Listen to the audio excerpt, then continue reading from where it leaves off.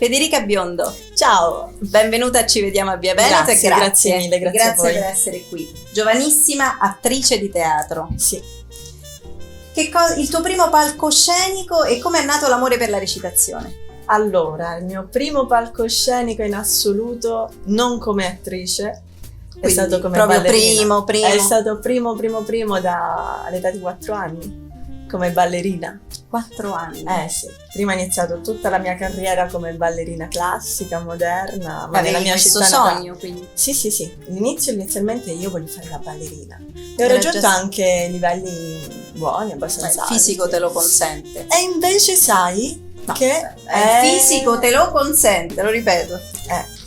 Io ho fatto 10 anni di danza classica, moderna, tip-tap, jazz, flamenco, tutto, sapevo fare tutto, all'età di 14 anni, periodo cruciale per un qualunque adolescente, panico, perché uno non si accetta, lo sviluppo. perché non era adatto alla ballerina classica. Quindi cambio di vita, decido di non dedicarmi più alla danza. E quindi che fai?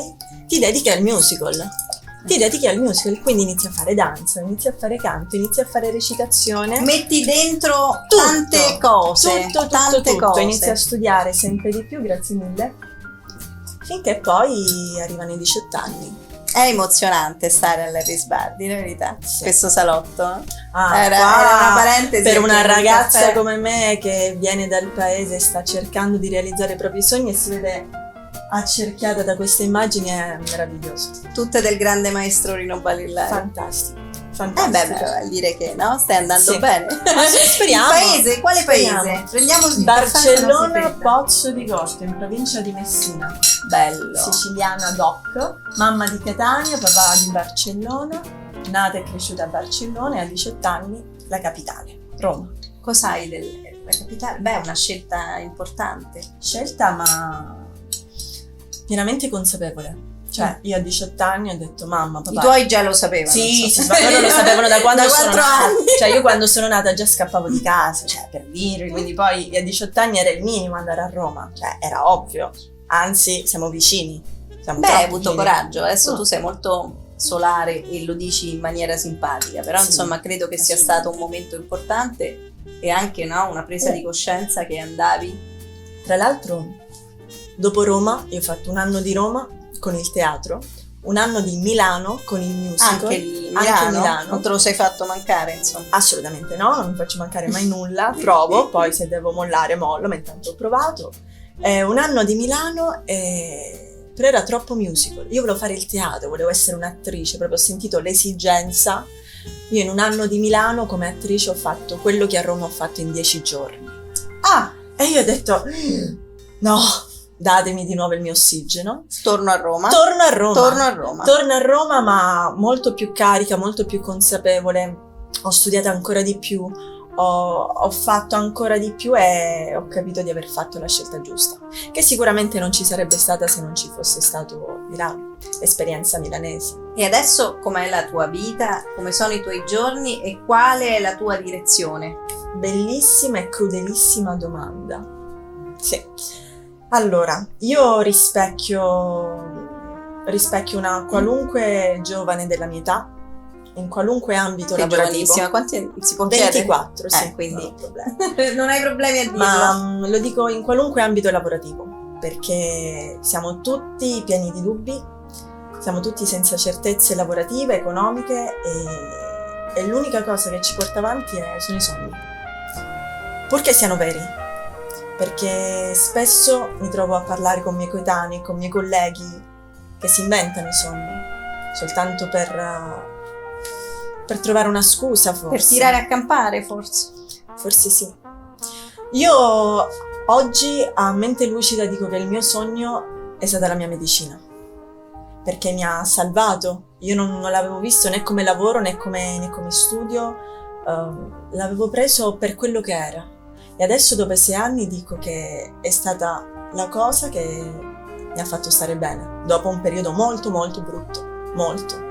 Quindi io ringrazio il teatro, ringrazio la recitazione che mi ha Si dice che il teatro è terapeutico, È vero. Cioè, io È vero. consiglio l'insegnamento del teatro nelle scuole, ma già dalle scuole elementari.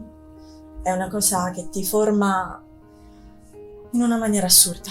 Sì, mentalmente. Il tuo ruolo principe. Il mio ruolo principe è...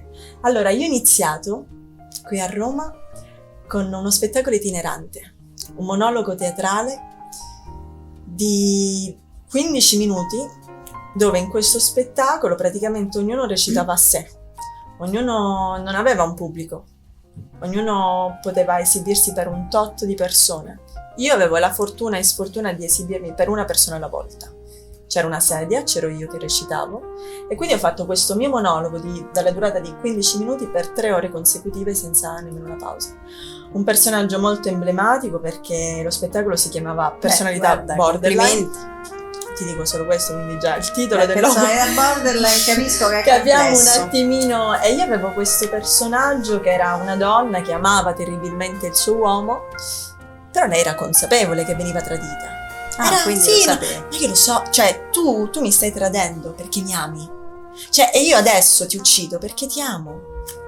Quindi il ragionamento non faceva Pieno una d'amore, piega, sicuramente pieno d'amore, sì. Poi invece un altro ruolo un po', diciamo, non marginale. No, nel senso non sulla stessa lunghezza d'onda di questo personaggio, di Personalità Borderline. È stato per un'opera tutta su Fabrizio De André, è stato fatto uno spettacolo teatrale all'Ambra Garbatella, La Buona Novella, dove io ero la Maddalena, soltanto che era una Maddalena molto rivoluzionaria perché era partita dalla Siria, era arrivata in Italia, l'avevano messa a coltivare pomodori, quindi rispecchiava anche un po' la società. E alla fine partoriva Gesù, ma era una donna, era una bambina. Quindi è molto strong come animo di questo spettacolo. Quello è stato molto significativo per me. Sì. Famiglia e amore.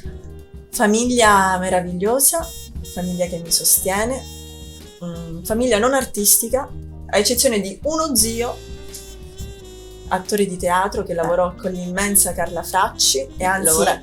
ragazzi, io colgo l'occasione per chiedere scusa, chiedo venia alla Carla Fracci perché nel momento in cui mi è stata presentata all'età di credo 5 anni Non eri consapevole. non ero consapevole, ma è stata ancora peggio questa mia esperienza perché la signora Fracci, immensa, mi chiese un bacio, mi disse Federicuccia mi dai un bacio? E te no.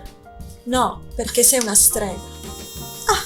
Io chiedo scusa, no, io sono rimasta No. traumatizzata perché l'innocenza delle bambine che non conosceva essenzialmente Magari ecco sì, perché la dava. distava, perché era immensa. ti aveva quasi stregato. Sì. No, ma in realtà non Però era carina questa, intesa come questo strega, ricordo, forse questo era ricordo. più ammirazione che non poteva arrivare dove era lei su L'amore? L'amore Lo cerchi, l'hai trovato? L'amore è fresco, l'amore è innovativo, l'amore cambia, l'amore è bello, l'amore è amore. C'è qualcuno? C'è qualcuno nel tuo cuore? C'è qualcuno nel mio cuore. Ce ne sono tanti, ci sono tante persone nel mio cuore. Io non identifico l'amore solo come una persona, lo identifico anche nel mio cane, nel mio fratello, il mio fratellino, i miei genitori, tutto è amore. Li vedi spesso? No, sono tutti in Sicilia. Anche l'amore. A distanza, purtroppo a distanza. Ma ti piace l'amore platonico? Sì, a me piace proprio soffrire. Quella proprio. sofferenza, mi piace, quindi sì, pathos. sì, esatto, proprio Pathos. l'attesa, esatto. Veniamo alla domanda conclusiva, ma è una delle domande più belle. Il tuo sogno nel cassetto? Il mio sogno nel cassetto è tornare alle origini con la mia arte. Io vorrei fare un film con Tornatore. Quello è uno dei tanti sogni. Ma ci stai provando? Sì. Diciamo che il percorso è avviato, tutto è in fieri, tutto. Ogni giorno ci riscopriamo, ogni giorno nasciamo e cerchiamo di avvicinarci sempre di più all'obiettivo. Tornatore penso che possa essere il regista adatto a me. Sì. Lui. Federica, grazie perché ci hai portato entusiasmo e una consapevolezza che c'è sempre un evolversi in tutto e tu lo rappresenti fisicamente e moralmente benissimo. Grazie. Grazie mille. Soleil, say, dance for me, dance for me, dance for me, oh, oh. I never seen anybody do the things you do before.